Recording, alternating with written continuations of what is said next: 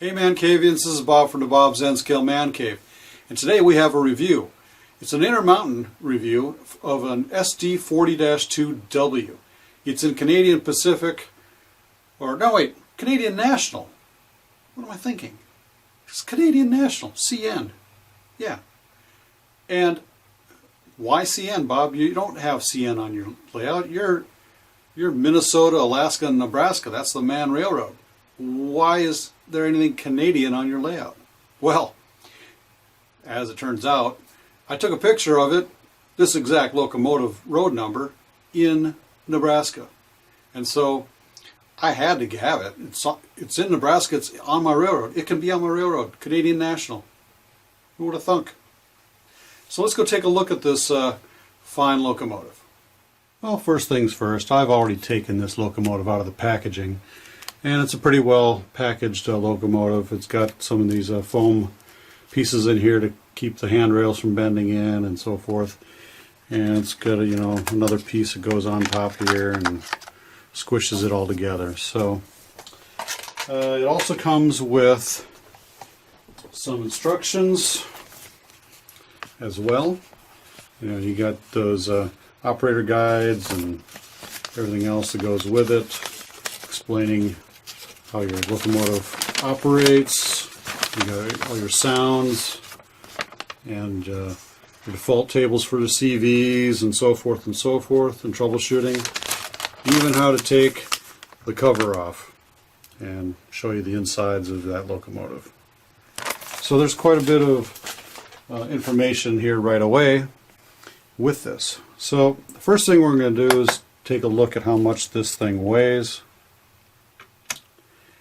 And I see 85 grams,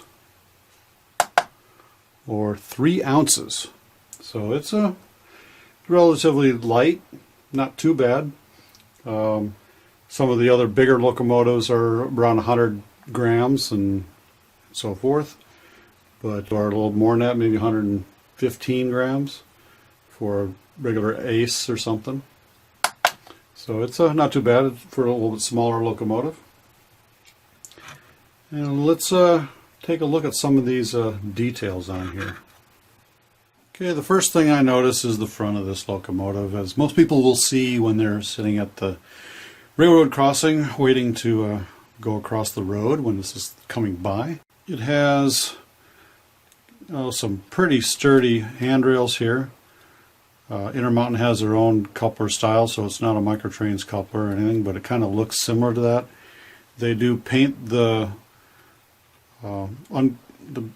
metal uncoupler down there is black, so it does stand out as looking a little bit more realistic. You got a nice snowplow up here. I don't see any MU hoses or any MU lines there hanging out of the front, which there probably should be, but maybe that's included in the packaging. There's no MU hoses in the packaging, it's just sunshades for the side windows. Does look like a lot of separately applied grab irons on the front. The headlight, nice red and white front here with the CN logo on the front. Got a bell right up here in the front, right between the headlights. The number boards. Got separately applied windshield wipers and all the grab irons up on top. Kind of give you a side view shot here. And you can see that it's got a really long deck on the front. Gives a lot of extra party room, and there's also, room for a party on the back as well. Pretty big deck back there. And you got 3 exhaust fans. The air chime horns at the top, and also they have a It looks like an airline connected up to the horn. That's I believe that is prototypical as well from my pictures. The exhaust stack up here, and all those handrails on the side are nice and stiff. And you got a painted gas tank with the sight glasses and the filler caps all right and visible. Some pretty good lettering on the side. I'm sure you can see what they say under some magnifying glasses. And a lot of little labels along the side as well. You also have a lot of grab irons to climb up on top. Rear headlight or rear tail light. Looks like they have molded in MU hoses in there. You can barely see them. They don't really stick out very much. The handrails are a little flimsy, but they're stiff enough to stay in place. On this side, pretty much the same thing. You got painted sight glass for fuel level. CNN 5283 on the side. And handrails, well actually this handrail is a little loose. Actually it kind of came out of the hole, I think. I'll have to look at that and maybe have to glue it back in. But as you can see on the top, you can see all the fans and this pipe right here.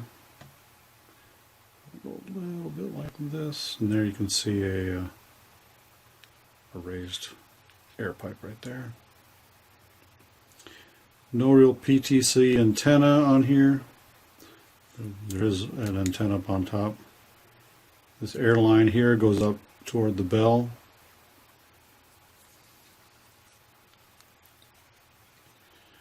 You can kind of see inside the cab interior.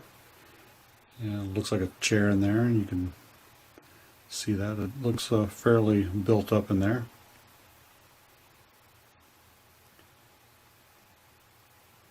Not a bad looking model. So you also have, let's see if these walkways are, they're smooth walkways, no tread on them.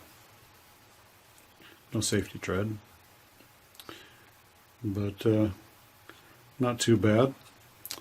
On the bottom it's pretty plain, as you can kind of see. Standard wheels.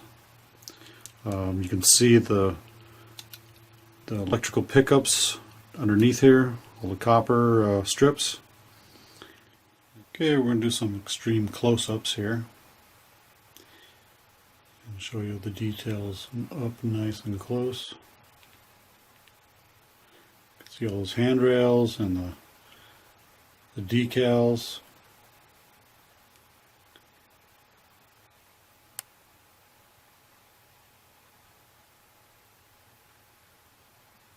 Snowplow. So you can't even see the MU hose things on there, they're just not there.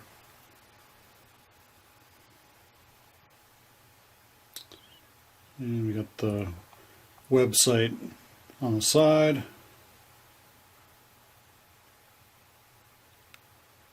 And you got some lettering there. You can see the radiator grill, fan grills here. And a lot of detail inside all the little D-rings and panels that can be opened on the side to get to the engine components. Oh, also see a brake wheel stand right there. And you can see the brake wheel and all the little handrails on the back side here.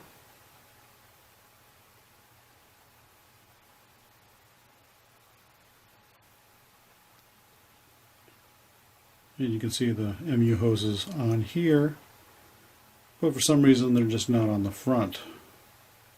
I don't know if they're missing off the front or what, but they're just not there.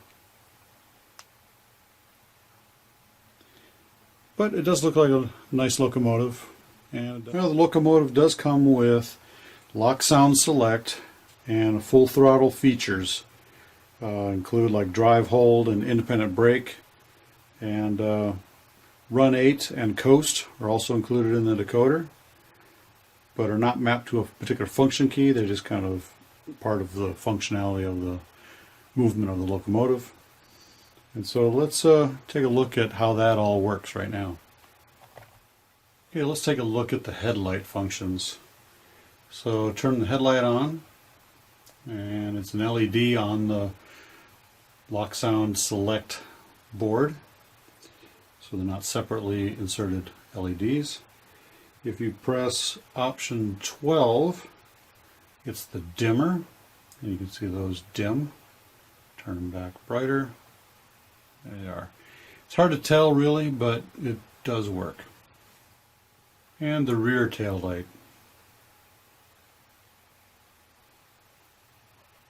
Okay, we're going to start off with some sounds. Startup is F8.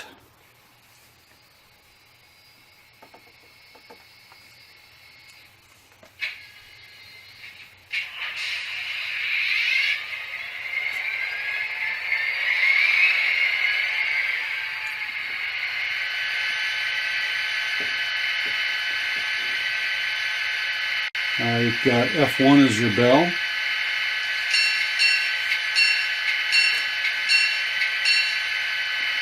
F2 is your horn. And it's a Leslie S3L horn. F3 is the coupler.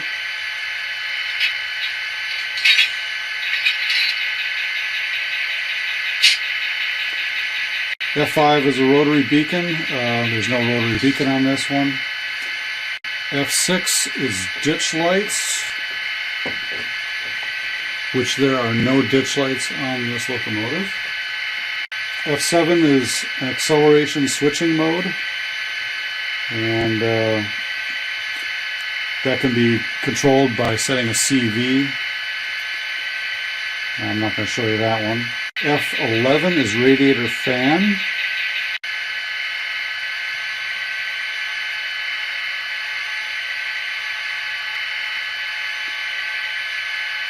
There's a slight sound of a radiator fan.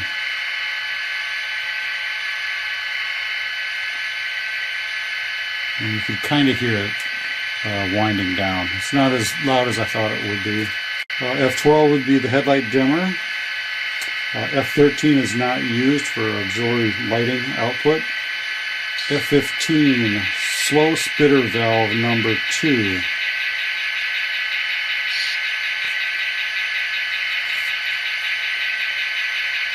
That knocking noise is the compressor that runs whenever it wants to, really.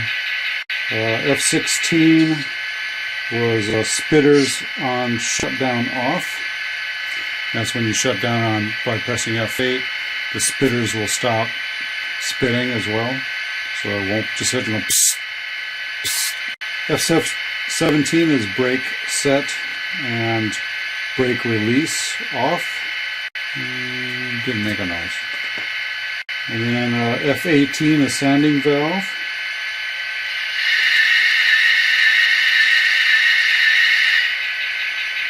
F19 is short air let off.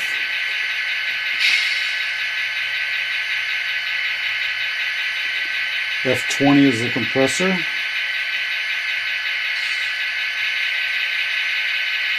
Two compressor sounds now.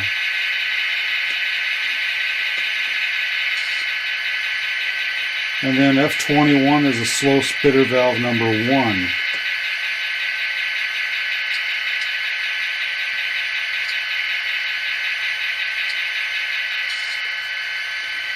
Okay, and those are all the sounds. Let's go to operation.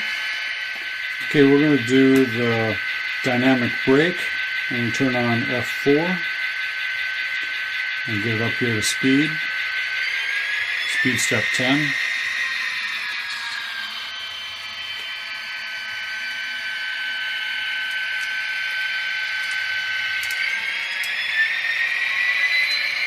And here's the brake noise. I'm going to stop it.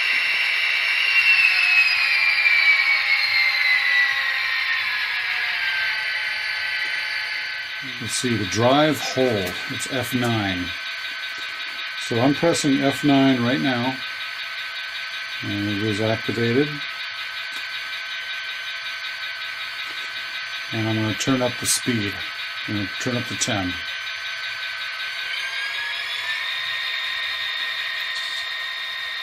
Turn up to 20. 30.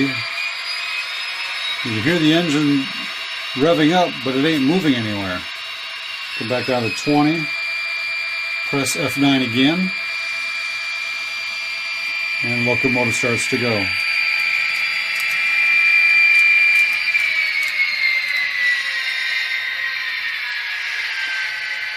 Okay, we're going to do independent brake. Go to 10 speed steps, then put F10 on, and it'll be an independent brake.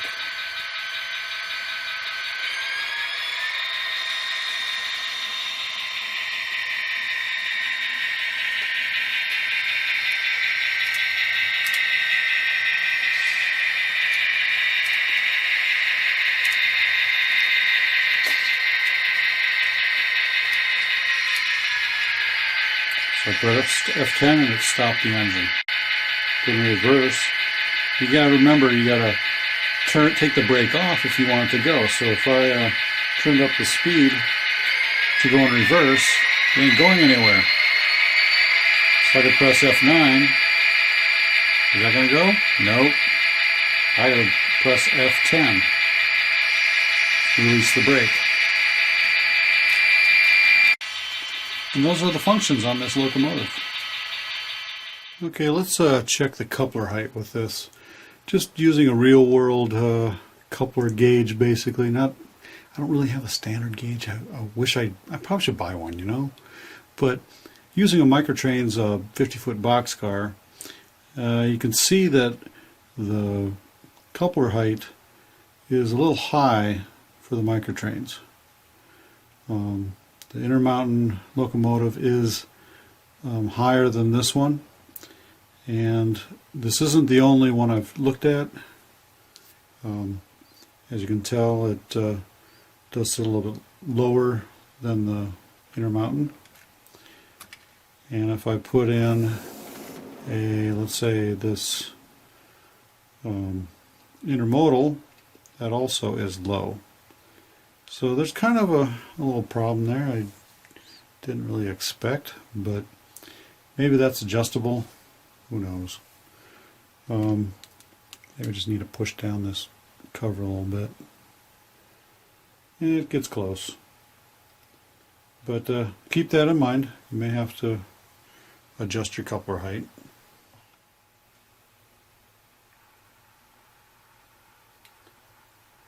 Well, there you go, Mancavians. This has been my review of this locomotive from Intermountain, the SD40-2W. It's a nice little locomotive. Got some pretty good sound. Of course, it's ESU lock sound. Why wouldn't it not be good? Well, I didn't find anything really wrong with the locomotive. There was a couple issues there, you know, some clicking noises and so forth. I don't know if that's going to work itself out. It was kind of weird, but I'm not sure what's going on there. It doesn't make the clicking sound when you keep it from moving forward, but the wheels are spinning. You don't make the clicking noise, but it only makes the clicking noise when it's actually rolling. So I don't know. Could be a gear issue. Could be a drive issue. Who knows? Got a couple theories, but we'll see.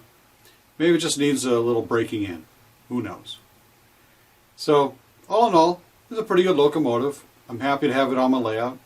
And if you want to pick one up yourself, check out Intermountain's website or your local hobby store and or hobby website that's out there, and pick one up for yourself. They got a number of different road names and numbers available. So, till next time, Mancavians, happy model railroading, and stay off those tracks. Don't forget to subscribe and like this video. Check out these videos over here. Also click on the links down below to follow me on social media. And leave a comment. Tell me what you liked. And as always, Mancavians, happy model railroading and stay off those tracks. Bye.